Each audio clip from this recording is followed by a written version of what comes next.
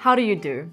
I'm Wendy, and I'm going to teach you how to survive in Don't Starve the board game, the hot new product based on the video game Don't Starve from Clay Entertainment. Let's see how long we can fight off the inevitable. The game is a cooperative struggle for 1 to 4 players, each of whom step into the shoes of me and my fellow survivors on the run from an early grave. You get to wander a strange and uncompromising world, uncovering locations, gathering resources, creating tools and weapons, all while the universe itself conspires against you with beasts and deadly weather. Our goal is to complete the demands of each scenario before time runs out or we all drop dead, the latter being more likely.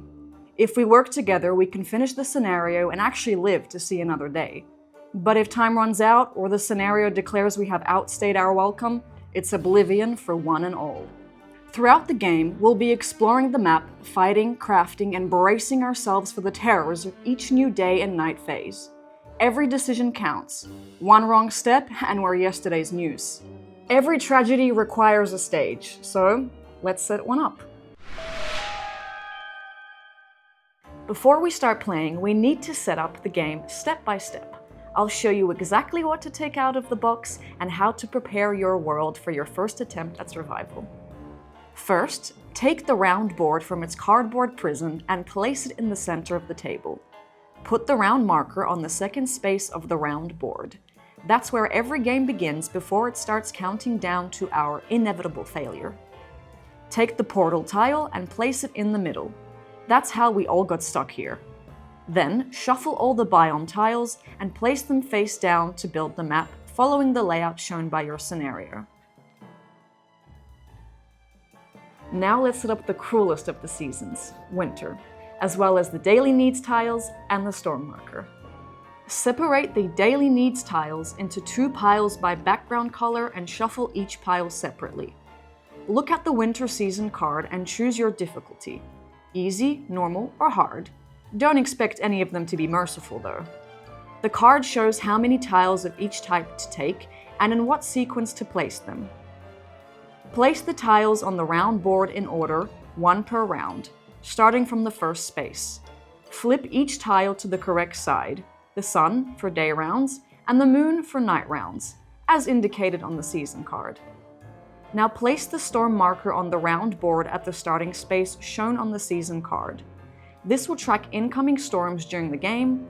Being struck down by lightning is one less thing you can look forward to. Shuffle the weather cards for the current season into a weather deck. Place the deck above the round board. Draw and reveal 1 weather card, placing it face up in the designated space above the round board, an omen of things to come. Next, the home base, a grossly inadequate shelter. Place the home base board where trembling hands can reach it. Take up to 3 structure cards and place 1 in each slot on the home base board. Finally, set the essence marker on the essence track to a meager 6. It will dwindle quickly. Now it's time to choose who you will be, until you are no more. Pick a character board, take your matching standee, backpack, and your starting items. Set your health, hunger, and sanity dials to their starting values and expect them to go down. Place your fragile self upon the portal tile.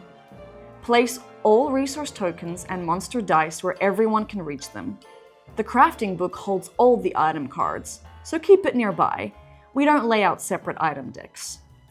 Finally, prepare the shadow creatures. Place their cards near the play area so they're ready when a character's sanity gets too low. Can't wait for that to happen. Before we start the game, let's talk about scenarios. They spell out your doom, and every game of Don't Starve the board game is built around one. A scenario is more than just a goal. It tells you how to set up the game, introduces the story, that is the narrative, circumstances of each particular nightmare you're about to experience, and gives you your current objectives. It also determines the few conditions for victory and the many opportunities for defeat. Scenarios consist of more than just 1 card. After completing your current objectives, you'll reveal the next card in the scenario deck, which will advance the story and often change your goals.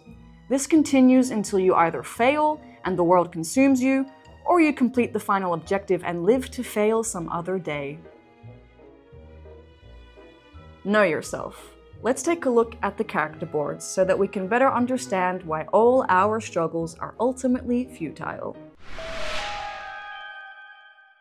Each player controls one character, represented by their character boards. All of them are very mortal. Let's break down what's on the board and how it works. Your board tracks your 3 core stats: hunger, health, and sanity.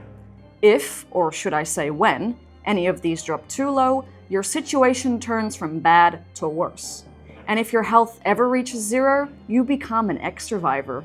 Now you and Abigail can play together. Each character board also holds your character card, with unique abilities, your inventory items, and your skills. Some skills track progress, using small cubes as you develop them during the game. What doesn't kill you makes you stronger, until something else kills you instead. You'll have an activation token, which shows when your character has already taken their turn this round, and focus tokens, which can be spent to re-roll a die when fate mocks your first attempt. Managing your statistics is the key to staying alive. Before we talk about how rounds work, let's talk about the home base board, the place where we pretend to be safe. The home base board represents your main base. Here lie the structures you've built. Each scenario allows you to have up to 3 active structures at a time, represented by face-up cards placed on the board. Care to guess if that's enough? Using these structures costs essence, tracked here on the essence track. You start with 6 essence, and each time you use a structure, you spend some of it until you're left with none. To regain essence, you can gather and convert nightmare fuel at the home base. Spending 1 nightmare fuel restores 3 essence. That's your main way to keep your base operational. Now, behold the world, and know that it will not behold you kindly. The world is made up of biome tiles. There are 4 types of biomes you can travel to: woodlands, grasslands, drylands, and wetlands. Each biome offers unique resources, events, and most importantly, peril. When you explore a biome, you'll draw and reveal a location card for it. These cards show what you find there: resources, events, creatures, places to interact with, and places to perish in. Some locations include monsters. Some are hostile and attack immediately, while others remain passive until you provoke them. Throughout the game, you'll move between neighboring biomes, uncovering more of the world as you go and inviting hazard upon yourself. Each biome can be explored multiple times, drawing a new location card each time to reveal new areas and challenges. Exploring, traveling, suffering, and surviving these dangerous biomes is how you gather what you need to complete the scenario's goals. Now that we know the world, let's see how a round of the game flows. Each round is divided into 6 phases. We start with the preparation phase, where we handle any effects that occur between rounds. This phase is skipped in the first round of the game. Next comes the action phase, where each player activates their character to move, explore, trade, fight, interact with locations, or die. After that comes the real deal, the shadow phase, where we resolve the effects of any shadow creatures currently driving us mad. Then we have the daily needs phase, where each character must meet their light, hunger, and sanity requirements for this round. After that comes the weather phase, where we apply the effects shown on the current weather card and have everybody suffer the hatred of the elements. Finally, we end with the scenario phase, resolving any effects from our current scenario card before the next round begins. And that's the flow of each round. It's like the circle of life, and it breaks just the same. Now let's go through each round one by one, starting with the preparation phase. Each round begins with the preparation phase, except for the first one, which skips this step. First, advance the round marker to show we're entering the new round. Next, discard the old weather card and draw a new one, placing it face up. We'll resolve its effects later in the weather phase, if we make it that far. Next, revive any defeated characters. For each one, discard 1 meat effigy from the portal map tile. If there aren't enough, the group immediately loses the game. Each revived character sets their health, hunger, and sanity to the values marked with a dot on their dials, flips all focus tokens to active, and places their miniature on the portal map tile. Can't we bring Abigail back instead? Now, refresh all character activation tokens, flipping them to their ready side. Then refresh focus based on your hunger dial. Find the highest focus threshold equal to or below your hunger value and flip that many inactive tokens back to active. Now resolve any character abilities marked with a preparation phase banner. Each player does this individually.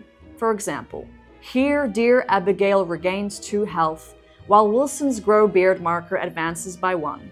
Finally, remove the leftmost daily needs tile and discard it. Now reset the action tracker. Flip it to the day or night side, matching the leftmost daily needs tile, and set its value to 6. Now that the preparation phase is complete, we're ready to move on with the action phase, where the real pain begins. In the action phase, each player activates their character. They begin to explore, fight, trade, and suffer while they interact with the countless dangers that surround them.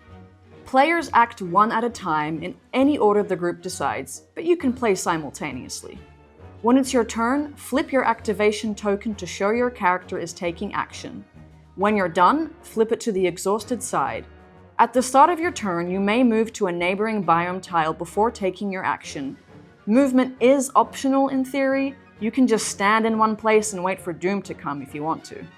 After moving or deciding not to move, choose one main action for your turn. Move, explore, fight, interact, or trade. Let's take a quick tour through each one. You can use your main action to move again, traveling to another neighboring biome if you need to reposition yourself. With Explore, draw and reveal a new location card for your current biome. If there's already a location there, discard the old card first. Each exploration uncovers a fresh area, event, or baddie. Draw from the correct biome deck, gain the exploration bonus from the back, and place the new card face up on the tile. If the location has a hostile monster, immediately check hostility. I'll explain how that works later in this ultimately pointless monologue. With the fight action, you battle a monster on your tile or a shadow creature that's currently haunting you. You'll equip weapons, roll dice, and resolve the outcome. The full combat rules, dice effects, enemy abilities, and damage will be explained later in a dedicated section. The Interact action allows your character to engage with the world around them. You can use it on location cards, scenario cards, or structures in your home base. To perform an Interact action, first choose one of the available interaction options on the card. Some may provide resources, food, or trophies, while others unlock special effects tied to the scenario. Before resolving the effect, move the exploitation marker on that location one step forward along its track. If the marker is already on the final exploited space, you cannot interact with that location anymore. Next, pay any listed costs. This might include spending resources or essence. Then, roll your character die to determine the outcome. Depending on the result, you may gain different rewards or trigger additional effects. In short, Interact is your main way of gathering supplies, using structures, and progressing through the scenario, but every interaction also brings the world one step closer to being depleted. With Trade, you can exchange resources and items with any player characters on your tile. Trades are voluntary and simultaneous. No one is forced to give anything. In addition to your one main action, you may take any number of free actions at any time, even during another player's turn. These actions don't use up your activation, but they do require resources or tools. Let's quickly go through each one. With crafting, spend the resources listed in the crafting book to take the corresponding item card. Add it to your hand, but remember, you can never hold more than 8 item cards. If you're over the limit, discard down immediately. With cooking, combine the resources shown on a recipe token and draw the corresponding cooked food token. Cooked food is more effective than raw food and doesn't spoil, so it'll probably outlast you. With resource processing, use a specific tool, like a torch, to transform resources. Flip the processed resource token to its other side to reveal its new form. After processing, roll your character die. On certain results, you might break some of your tools. It's their equivalent of death. At the home base board, you can convert Nightmare Fuel into essence. Each token of Nightmare Fuel grants you 3 essence, which you can use to power structures. If only I could do that with my nightmares. Finally, you can use items or eat food at any time, even during another phase, to heal, prevent damage, or meet your hunger, sanity, or light needs. Free actions don't use up your turn, but managing your resources carefully is key to survival. When all characters have taken their turns and are exhausted, reduce the number on the action tracker by 1.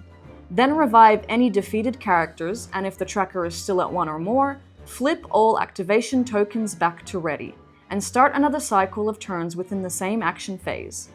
When the tracker reaches 0, the action phase ends and we proceed to the next phase of the round. Once the action phase is over, the shadow phase begins.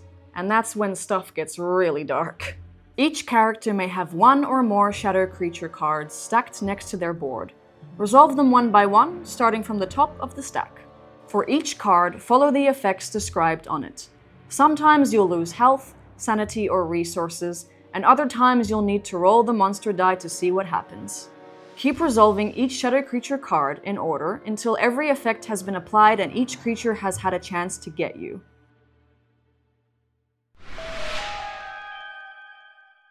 Then we move on to the daily needs phase, where our characters must face sanity, hunger, and light requirements to survive.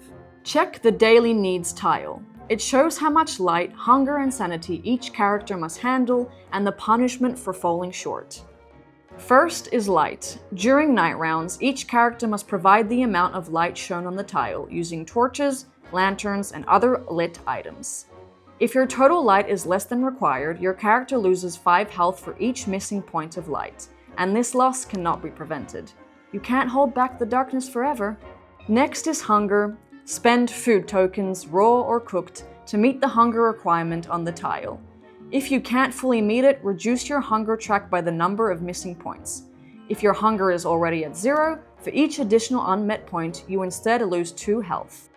And finally, sanity. Each character reduces their sanity by the amount shown on the tile. If this drop causes your sanity to fall below certain thresholds, you may need to reveal shadow creatures. If your sanity is already at 0, you ignore any further sanity loss. That's because you're already circling the drain. Failing to meet these needs, especially light and hunger, can deal heavy damage, while failing sanity can summon even more horrors. Once the characters have taken care of their basic needs, we move on to the weather phase. The weather conditions affect the entire map and every character. First, check the weather card for this round. Its text and icons tell us what effects will trigger. Then, apply the weather needs for this round. Based on the storm marker's current position, each character may have to lose health, sanity, hunger, or see specific items spoiled. Characters may use items or consume food to prevent these effects, if they have the right tools or resources, which in my experience, they usually don't.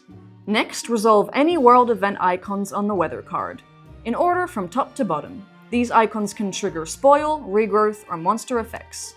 If the weather card shows the spoil icon, every player must discard all raw food from their backpack, and all items with the spoil durability icon immediately break. If the weather card shows the regrowth icon on each revealed map tile with a location card, move the exploitation marker to the regrowth space on its track. If the weather card shows the monster spawn icon, simply discard all defeated monster tokens from the map. After that, the weather phase is complete and we move on to the scenario phase, where the story and objectives for the round advance. The last step of each round is the scenario phase. Here we check if the current scenario card has any effects to resolve. Look at the active scenario card. If it lists any instructions for this phase, resolve them now, following the text to the letter. If there are no scenario effects to resolve this round, simply skip this phase. Once the scenario phase is finished, the round is done. If you're still on your feet, start a new one. Now let's talk about monsters and combat. You're playing Don't Starve the board game, so don't expect any mercy. Monsters can appear in 3 ways. Some are printed directly on location tiles. They don't attack immediately. Some are aggressive, which can trigger hostility, while others remain neutral until you provoke them. Others are placed on the map by the scenario or special effects as separate monster tiles. And finally, there are shadow creatures, which appear beside your character board and strike during the shadow phase. Combat uses two kinds of dice, each with their own symbols and effects. The character die adds randomness to your actions and is rolled during combat, interaction, when using items, or whenever you need the fates to decide anything for you. Its faces can show values from 1 to 5, which are usually used to determine rewards gained during interact actions. There's also the daylight symbol. During day rounds, you may choose any value from 0 to 5, but at night it counts as 0. The success symbol is used only in combat and grants 1 success, a small step on the way of getting out of a fight alive. The break symbol is used only when using items. If the number of break symbols rolled equals or exceeds the item's durability, that item breaks. Monster dice are rolled during combat and when triggering hostility. Their faces can show hit symbols, with each hit dealing damage equal to the monster's damage value. You lose 1 health per damage unless prevented by items or food. If you roll enough of ability symbols, you resolve the monster's special ability once per threshold met. Evade symbols are only used during combat. Each evade cancels 1 success rolled by the player, making it harder to win. What else did you expect? Break symbols are used only when using armor. If the number of break symbols equals or exceeds your armor's durability, the armor breaks. Nothing left to protect you now. Blank sides do nothing. Before rolling, equip any weapons and armor you have. Add up your total combat value from items and abilities. Compare it to the monster's combat value. The difference determines how many monster dice the monster rolls. Roll all dice together. That means your character die and the monster's dice. Then apply the results. Each hit on a monster dice deals damage equal to the monster's damage value. You lose 1 health per damage, but some damage may be reduced or prevented by your armor or items. Tough luck if you haven't got any. Your character die grants successes, which are needed to defeat the monster. If you end the fight with at least 1 success from dice and items, you defeat the monster and claim its rewards shown on its card or token. If you fail, you may still get some minor loot as listed, but the monster remains alive. Then there is hostility. It's triggered by certain actions or locations, forcing you to roll monster dice even without engaging in full combat. Remember that before rolling the dice, you may use items to help prevent or reduce potential outcomes. Combat is risky, but it's the way the world works. Defeat monsters and gain valuable resources to keep yourself alive. But be prepared, there might be some fighting along the way. And that's all. Quite tragic, isn't it? The game goes on until the characters die, complete scenario objectives, or finish 6 rounds. If you complete a scenario, you get unlock points, which you can trade in for food recipes, items, and base structures. You'll mark your progress on special unlock sheets. Just remember, this is not a campaign game, so you can play with a different team each time. What else is there to say? This is how you play, survive, and fail in Don't Starve the board game. Remember, tread carefully. Don't use up all your resources, know when to pick a fight, and hope yours is a quick death. Don't Starve the board game launches on Kickstarter September 30th. And remember, each follower who backs at least the core game gets a free mini expansion Constant Curiosities. Thanks for watching, grab some friends, enjoy the game and all the horrors, and we'll see you next time. And remember, don't starve.